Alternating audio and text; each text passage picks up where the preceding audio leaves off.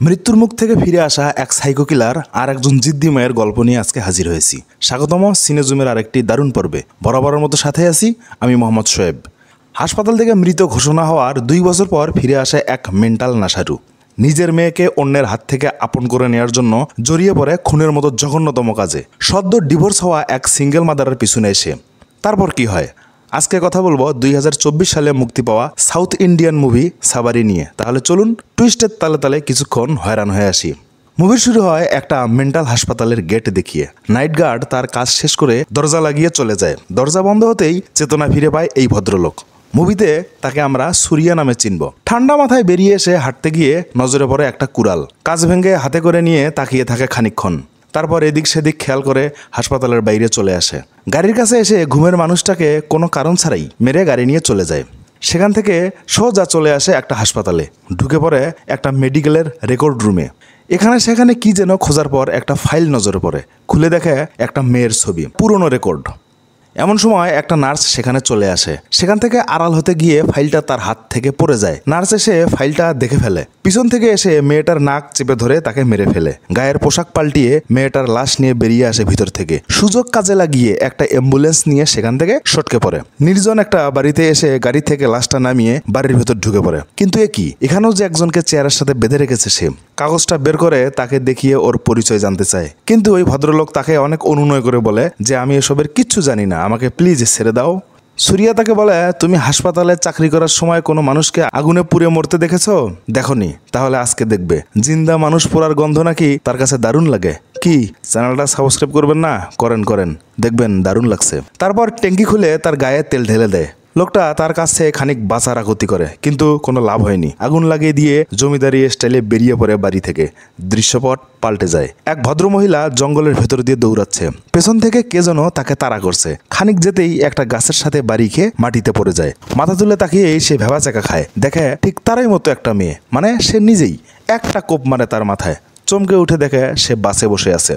এই ভদ্রমহিলার নাম সঞ্জনা, মুভির মূল ক্যারেক্টার। বাচ্চাকে নিয়ে গাড়ি থেকে নেমে তার বান্ধবীর কাছে আসে। ও অবশ্য তার কাছেই এসেছে এখানে কিছুদিন থাকার জন্য।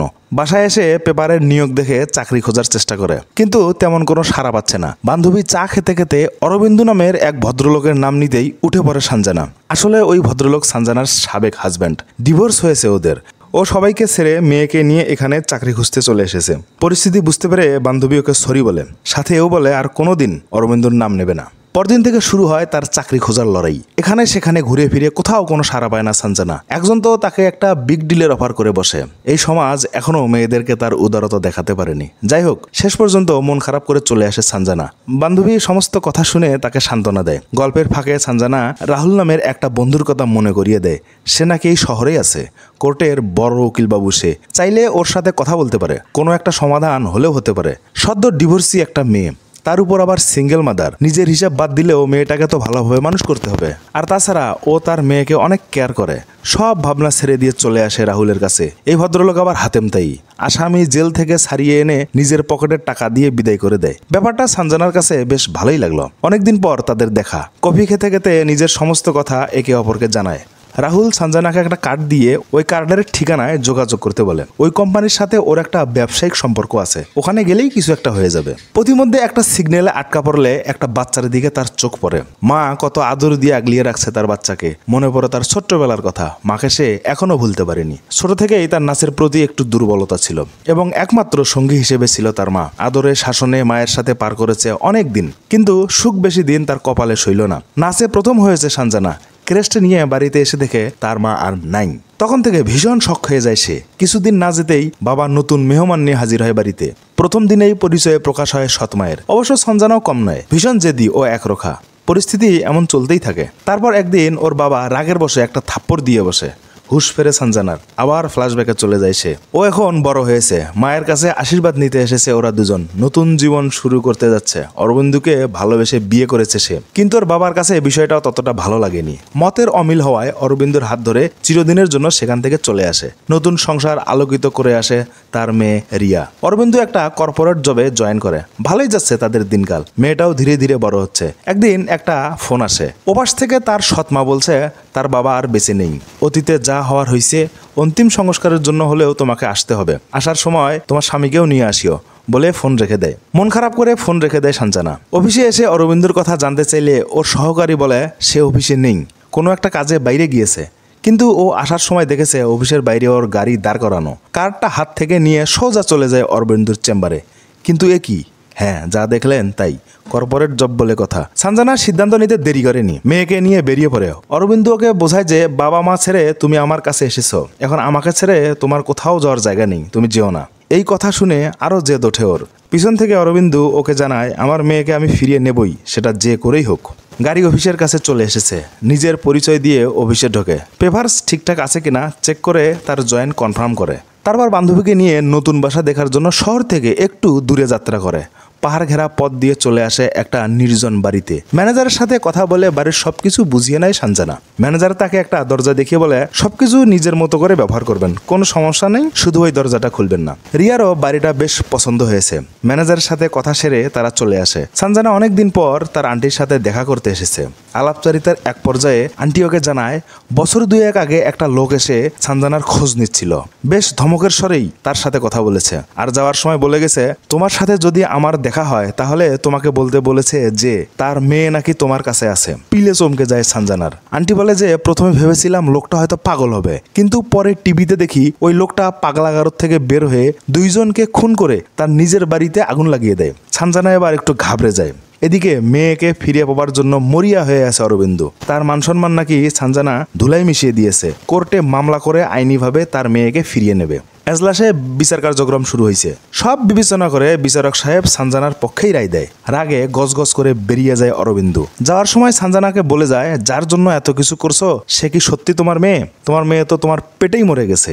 মান সম্মান রক্ষার জন্য টাকার বিনিময়ে হাসপাতালে সে বাচ্চা পাল্টিয়ে নেয়, যাতে কেউ বলতে না পারে তার স্ত্রীর মৃত বাচ্চা হয়েছে। অরবিন্দুর সবসময় তার মান সম্মান, টাকা পয়সা, উচ্চাভিলাষী জীবন এসবকেই বেশি গুরুত্ব দিত।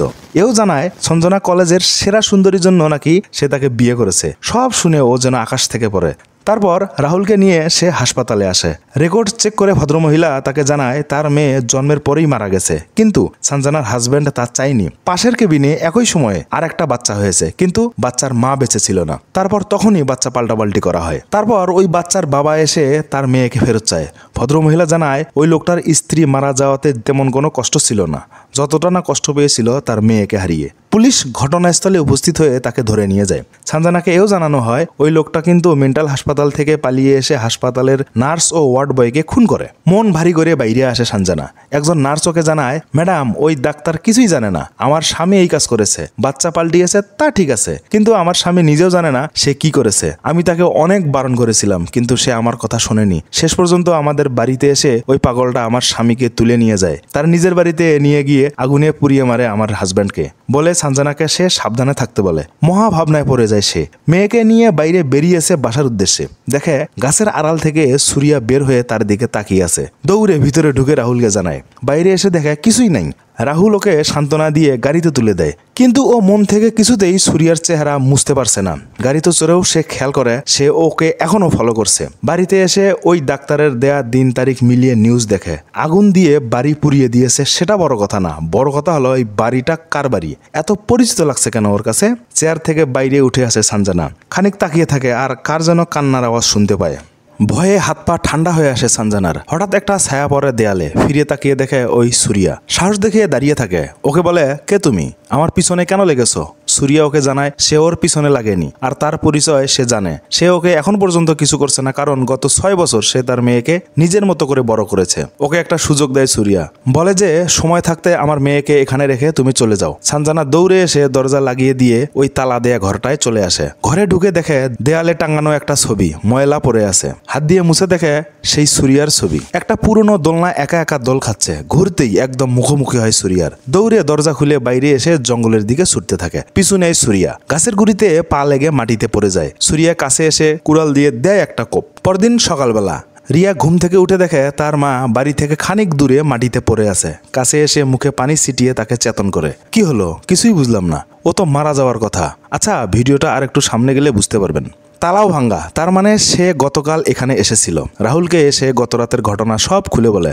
রাহুল ওর কথা শুনে বুঝতে পারে যে সে মানসিক চাপের মধ্যে আছে, বুঝিয়ে সুজিয়ে বাড়ি পাঠিয়ে দেয়। কিন্তু সুরিয়া ওর পিছু ছাড়ছে না, আবার ধাওয়া শুরু করে। চিপা চাপা দিয়ে দৌড়ে পালানোর সময় একটা খাম্বার সাথে ধাক্কা খেয়ে জ্ঞান হারায় সঞ্জনা। পরে পুলিশ এসে তাকে সেখান থেকে হাসপাতালে নিয়ে যায়। জ্ঞান ফিরলে ওর বান্ধবী ওকে বলে, ডাক্তার বলেছে তোমার আরো 2 দিন এইখানে থাকতে হবে, তুমি চিন্তা করো না, রিয়াকে আমি আমার বাসায় নিয়ে যাচ্ছি। রাহুল বলে এই সুরিয়াকে ধরার জন্য ইনভেস্টিগেশন টিম অলরেডি কাজে লেগেছে, এখন আর কোনো টেনশন নেই তোমার। পুলিশ অফিসার রাহুলকে ফোন দিয়ে তার সাথে দেখা করতে বলে। এদিকে রিয়ার স্কুলের গেটের সামনে এসে অপেক্ষা করছে সুরিয়া। ও বের হলেই ওকে নিয়ে চলে যাবে। সামনে আসতেই ওকে নিয়ে রাস্তার দিকে দৌড়ে যায় সুরিয়া। সাইড থেকে একটা গাড়ি এসে দুইজনকেই উড়িয়ে নিয়ে যায়। এদিকে অনেকক্ষণ রিয়াকে না দেখে ছটপট করতে থাকে সঞ্জনা। নার্সকে বলে রাহুলের কাছে রিয়ার কথা জানতে চায়। রাহুল বলে, রিয়া ঠিক আছে, তুমি নার্সকে বলে এখন আমার এখানে চলে আসো। খানিক পরে সে ছুটে আসে রাহুলের কাছে, অস্থির হয়ে রিয়ার কথা জানতে চায়। বাচ্চাকে না দেখে সে প্রায় পাগল হয়ে গিয়েছে। সে নিশ্চিত যে রিয়ার কিছু না কিছু হয়েছে। রাহুল তখন ওকে ধমক দিয়ে বলে, সুরিয়া গত 2 বছর আগে মারা গিয়েছে, এতদিন যা যা করেছ সব তোমার মানসিক সমস্যা। ভেবা চাকা খেয়ে যায় সঞ্জনা। পরে ওকে ভিডিও সহ সুরিয়ার মৃত্যুর ব্যাপার নিশ্চিত করে, পোস্টমর্টেম রিপোর্ট সহ ওকে দেখায়। আর ওকে যে গত 2 দিন থেকে দাবরানি দিছে সেটা দেখার জন্য আলাদা একটা রুমে নিয়ে গিয়ে রাস্তার সমস্ত সিসি ভিডিও ফুটেজ ওকে দেখায়। রিয়াকে নিয়ে সে একাই ছুটছে, পিছনে কেউ নেই। আসলে ও ছোট থেকেই এমন, যখন ওর মা মারা যায় তখন থেকেই এই সমস্যা। ও একা একা তার মায়ের সাথে কথা বলতো, মাকে খাবার তুলে খাওয়াতো। এমন একটা ঘটনার জন্য একবার ওকে স্কুল থেকে বের করেও দেওয়া হয়েছিল। এই সমস্ত তথ্য রাহুল খোঁজ নিয়ে জানতে পেরেছে। ওই ভদ্রমহিলা রাহুলকে আরো জানায়, এইসব মানুষেরা কোনো ঘটনা থেকে যখন ভয় পায় তখন ওই ভয়কে কেন্দ্র করে তার একটা নির্দিষ্ট সময় পর্যন্ত হ্যালুজিনেশন হতে থাকে। সংবিধিবদ্ধ সতর্কীকরণ, বিড়ি খাওয়া স্বাস্থ্যের জন্য ক্ষতিকর। ফ্ল্যাশব্যাকে নিয়ে যাওয়া হয় আমাদের। পুলিশের দাবরানি খেয়ে ওই অ্যাক্সিডেন্ট করার পর তাকে মর্গে নিয়ে যাওয়া হয়। অনেকগুলো লাশের সাথে সুরিয়াকেও রাখা হয় সেখানে। কিন্তু একই একটু নড়ে চড়ে চমকে ওঠে বেড থেকে। নিচে একটা অতিরিক্ত লাশ রাখা ছিল। আস্তে করে সেটাকে তুলে নিয়ে বেডে শুইয়ে দেয়। নেমট্যাগটা তার পায়ে ঝুলিয়ে সেখান থেকে চলে আসে সুরিয়া। ডাক্তার ম্যাডাম অফিস থেকে বাসায় আসে। বাথরুম থেকে বেরিয়ে এসেই চমকে যায়। সামনে দাঁড়িয়ে আছে সাক্ষাৎ যমদূত। সুরিয়া ওর কাছে সঞ্জনার লোকেশন জানতে চায়। ডাক্তার ম্যাডাম আসলেও জানতো না সঞ্জনা কোথায় আছে। একটু কৌশল করে আড়ালে এসে ওকে কল দেয়, কিন্তু এমন সময় সুরিয়া এসে তার গলায় ছুরি চালিয়ে তাকে খুন করে ফেলে। তারপর আমাদের দেখানো হয় এক বৃষ্টির রাতে সুরিয়া সঞ্জনার বাড়িতে এসে রিয়াকে তুলে নিয়ে যায়। সঞ্জনার তেমন কোনো ক্ষতি করেনি। পুলিশের তল্লাশিতে একটি সিসি ফুটেজ দেখে অফিসার রাহুলকে ফোন করে জানায় যে সুরিয়া নাকি এখনো বেঁচে আছে। রাহুল ব্যাপারটা নিশ্চিত করার জন্য এক ডাক্তারের কাছে যায়। ডাক্তার ওকে জানায় এরকম ঘটনা নাকি অহরহ ঘটে, এমন কেসও নাকি এখন পর্যন্ত চলমান। ওই ব্যক্তি যে বেঁচে আছে তা প্রমাণ করার জন্য তাকে বিভিন্নভাবে হয়রানির শিকার হতে হয়। রাহুলের কাছে এবার সব পরিষ্কার। এদিকে সুরিয়া সঞ্জনাকে ফোন দিয়ে 1 কোটি টাকা চেয়েছে। যদি না দিতে পারে তাহলে সে রিয়াকে মেরে ফেলার হুমকি দেয়। পাগলের মতো ছুটে বেড়ায় সঞ্জনা, কোথাও কোনো আশার বাণীও পায় না। আর পাবেই বা কি করে? এত টাকা কিভাবে সম্ভব? শেষ পর্যন্ত তাকে অরবিন্দুর কাছে হাত পাততে হয়। অরবিন্দু সব কথা শুনে রাজি হয়, তবে ছোট্ট একটা শর্ত দেয়, তা হলো রিয়াকে ফিরিয়ে নিয়ে এসে সে নিজের কাছে রাখবে। এই কথা শুনে আবার জেদ উঠে যায় সঞ্জনার। ওকে বলে, জীবনের শেষ নিঃশ্বাস পর্যন্ত আমার মেয়ের জন্য আমি একাই লড়ে যাব বলে ফোন কেটে দেয়। এইবার রাহুলকে সে এইসব ব্যাপারে জড়াতে চায়নি, কারণ এই যুদ্ধটা তার একান্ত নিজের। অনেক ভেবেচিন্তে একটা সিদ্ধান্ত নেয় সে, একাই যাওয়ার একটা প্ল্যান করে। সচেতন দর্শকদের জন্য মুভির এই জায়গায় এসে ঠান্ডা মেজাজে একটা বিষয় খেয়াল করা দরকার। নির্দিষ্ট ধর্মের একটা পোশাক পরা মানুষকে এইখানে কালোবাজারের চরিত্রে দেখানো হয়েছে, যা বাস্তবে অতটা আমার কাছে ভালো লাগেনি। যাই হোক, সে একদম তৈরি হয়ে সোজা এসে হাজির হয় সুরিয়ার কাছে, পিস্তল তাক করে মেয়েকে ফিরিয়ে চায়। কিন্তু এত সহজে কি আর সব সম্ভব? একটু এদিক সেদিক তো হবেই। শেষ পর্যন্ত সুরিয়াকে সে আহত করে। ওই অবস্থায় সে সঞ্জনাকে কয়েকটা কথা বলে। সেই মুহূর্তে পিছন থেকে একটা বাড়ি এসে পড়ে ওর মাথায়, লুটিয়ে পড়ে মাটিতে। মাথা তুলে দেখে অরবিন্দু। কি বলবে, ভাষা হারিয়ে ফেলেছে। অরবিন্দুকে ডিভোর্স দেওয়ার পর ওর মান সম্মান নাকি কমে গিয়েছে। তার উপর আবার মামলা করেও মেয়েকে নিজের কাছে রাখতে পারেনি। সঞ্জনা তাকে অনেক প্যারা দিয়েছে, আর নয়, এর একটা ইতি টানতে হবে বলে একটা গুলি চালিয়ে দেয় সুরিয়ার বুকে। তারপর মারতে যাবে সঞ্জনাকে। এমন সময় রাহুল এসে ওকে ধাক্কা দিয়ে ফেলে দেয়। আসলে রিয়া কার মেয়ে? এর চেয়ে গুরুত্বপূর্ণ বিষয় হলো মানুষের টাকার অহংকার বেশি থাকলে সে সত্য মিথ্যার ফারাক কম বোঝে। আমি এখানে সুরিয়া ও অরবিন্দুর মধ্যে কোনো পার্থক্য দেখিনি। টাকার জন্য একজন নিজের মেয়েকে বিক্রি করছে, অপরদিকে টাকার জন্য একজন নিজের পিতৃত্বের পরিচয়কে সমাজে তুলে ধরার চেষ্টা করছে। ভালো লাগলে ভিডিওটা লাইক দিয়ে শেয়ার করে পাশে থাকবেন। আল্লাহ হাফেজ।